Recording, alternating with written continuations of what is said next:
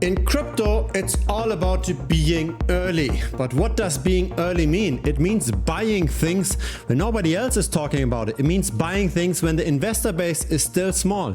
It's buying things when there's still enough upside potential. Now, the last month hasn't been too great for altcoins. The altcoin market cap went down by 12%. And yes, there are a few winners here and there, but if you've got a broadly diversified portfolio, chances are you are down. So it's very important to be concentrated with the bets, to not just buy a lot of things, but to buy things that actually have some momentum. And I believe that the momentum is currently moving towards the base chain. Now again, in the last month, the total value locked for pretty much any chain went down. We can ignore Bitcoin because this is Bitcoin inscriptions that's highly manipulated by the centralized exchanges. But for all the chains that have their main value in the tokens, we saw red in the last month.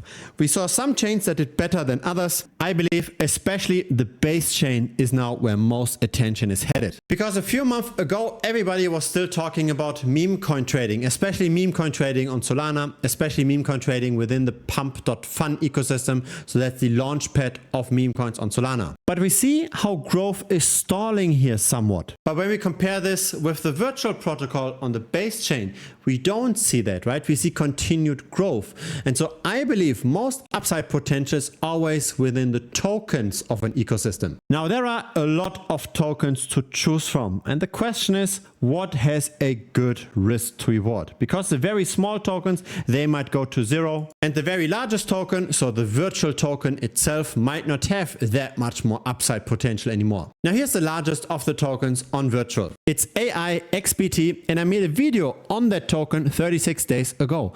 Again, nobody was watching that video. The video underperformed the average video. The average video is here in gray. This is no surprise, right? Being early means being in the minority. It's buying when there's not yet a lot of interest. But then another video followed, and suddenly the video performed pretty much average, maybe slightly above average. The number of subscribers that the second video generated also more than doubled. And so this is how it goes, right? The first video was published when the price was still at 17 cents. And here we are, now AIXBT 1 month later is at 3 times the price. And so now I'm talking about the game token again, right? The second largest token now on the Virtuals platform.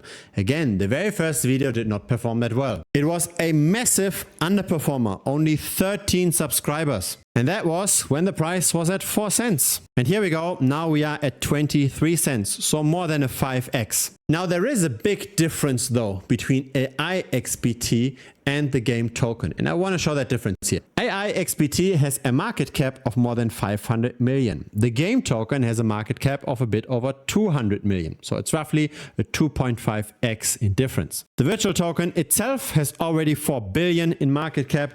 That's probably not going to 10x from here, but a 2x or 3x in the game token is possible just based on the market cap. Now let me show you the difference. Have a look at where AIXBT is traded. Most trading volume now happens on HTX. We also have Aerodrome Slipstream in here, but there's also Gate.io and BitGet and MEXC and KuCoin. The centralized exchanges own now a lot of the token. The price discovery now happens on the centralized exchanges. There are also perpetual futures on AIXBT, again led by Binance, with more than 135 million worth of trading volume in the last 24 hours. And a lot of perpetual futures trading volume, of course, means that there's a lot of leverage in the price as well, right? When you buy via perp an asset on a centralized exchange, the centralized exchange is obviously going to hedge itself on the spot market as well, right? If the centralized doesn't own the token yet for its market making, then it's going to acquire tokens. And so that's why we don't have perpetual futures on every single token, only on the larger ones where there's already a lot of ownership by the centralized exchanges. And for AIXBT, that is obviously the case, but it's not the case for the game token. The vast majority of trading volume happens on Uniswap, and the perpetual futures can be pretty much neglected. What does that mean? I believe it means that it's just a matter of time until the centralized exchanges are going to acquire more of the game token as well. As they are buying more of the token, of course the price has to go up as well. And once they've got enough of the supply, then they feel comfortable listing the token. And then when that announcement comes, of course the price can rise further. With that listing announcement, we usually see a step in the price, and the magnitude of that step depends of course on the market cap. With 200 million market cap, I believe 20-30% are pretty reasonable just when that event hits. And so people are not stupid, right? People are buying in anticipation of the centralized exchange listings. Just have a look at the number of small holders in the last month. So this is now the number of holders that have at least 5,000 tokens. At the current price, that's a bit over $1,000. The number of such holders almost doubled in the last month. And I believe it can increase by another 2,000 in the next month. The accumulation is very, very constant. In the middle, we've got medium-sized retail. So that's now $10,000 worth of the token. On the right, we've got the whales. That's $100,000 worth of the token.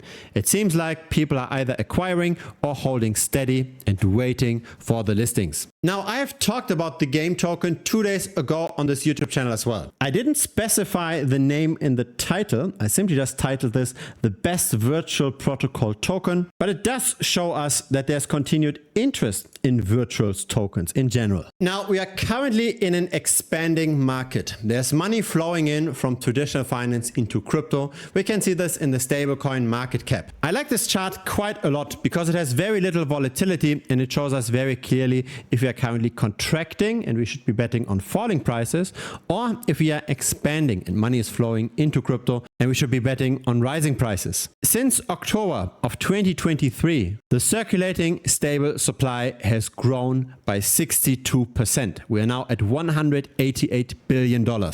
When you're sending your hard-earned fiat to Binance, Binance then sends this over to a stablecoin issuer that takes custody of the funds and that then afterwards issues the tokens on the blockchain. And we can see the issuance here in the chart. The thing is though that returns are now very much asymmetric. We can't anymore just buy 100 different altcoins and hope to outperform Bitcoin with that. Have a look at the top performing categories in the last 7 days. It's Memecoin related, it's the Pump.fun ecosystem, it's AI. So unless your portfolio has nothing but AI and meme coins, you're likely underperforming just plain and simply holding Bitcoin. Here is what didn't perform that well. Privacy coins, real-world asset protocols, bridge tokens, proof of work tokens, lending and borrowing protocols. And why did those tokens perform worse than say the meme coins and the AI agents?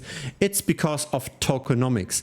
Everybody got burnt after the DeFi summer because of token unlocks, right? Venture capitalists sold all their allocations. And so when we're speculating with a lot of risk anyways, when we buy all of those altcoins and we want to get the upside, why not simply play fairly player versus player? This is, I believe, why AI and why the meme coins are doing that well. Here, have a look at this, right? This is the tokenomics of the balancer token. This is how much the balancer supply increased over time. Within the span of 4 to 5 years, the supply more than 3x'd. And that then means that the token has to underperform Bitcoin and Ethereum.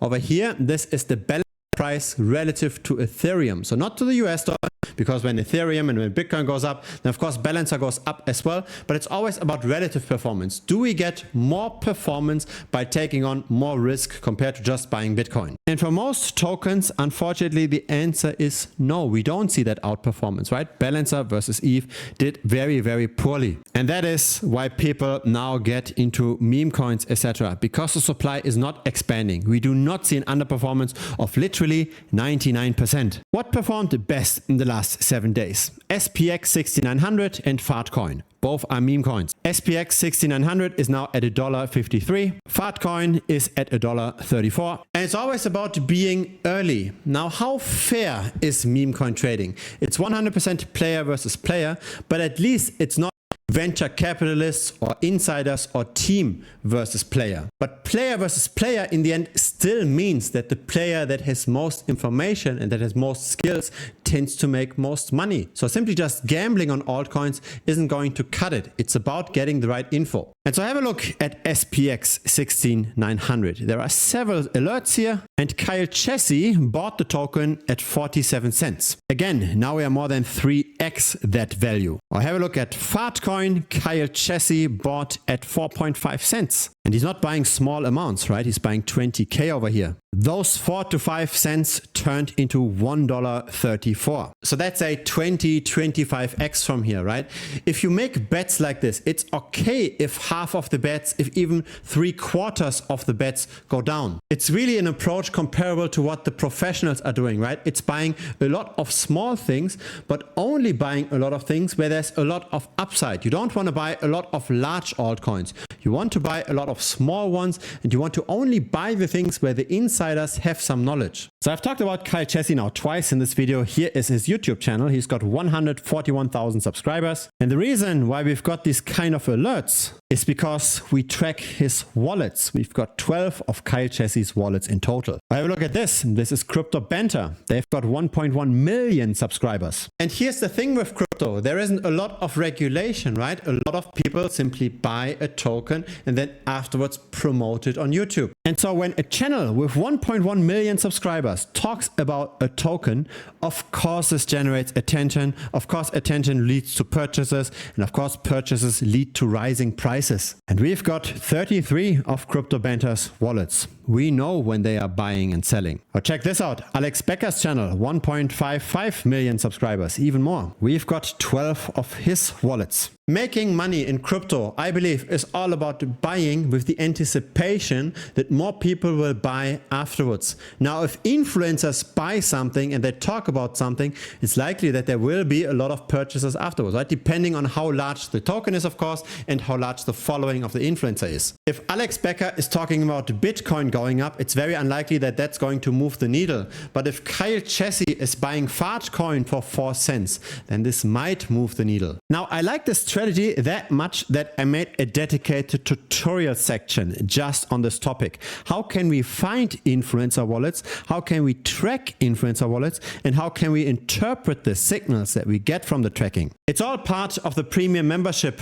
of this channel. Feel free to check it out. It's thebitcointrader.com. Premium is not just about wallet tracking. It's also about risk mitigation. It's also about on-chain analytics. There's more than 100 tutorial videos in total in premium. So feel free to check it out. It's currently $165 per month. There's also a 1-week money back guarantee. So in case you don't learn anything, etc., just message me within the first 7 days and I refund you 100%. There's really zero risk for you. Now, does it still make sense to buy the game token? I believe yes. I want to be 100% transparent. I bought the game token myself. I've announced this to the premium members of this channel. So that was over here at 21.9 cents just a few hours ago. And as said, I've already discussed the on-chain metrics of the token in a prior video on this channel as well. So my plan is to simply continue holding, wait for the centralized exchange listing, wait for another 30, 40, maybe 50% gain from here, and outperformance versus the rest of the market. And then of course, once that listing happens, I'm going to sell and I'm looking for the next contender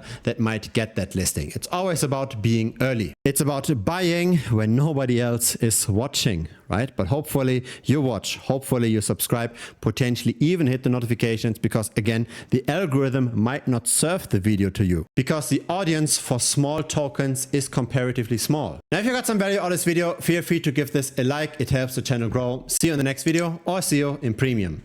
Cheers.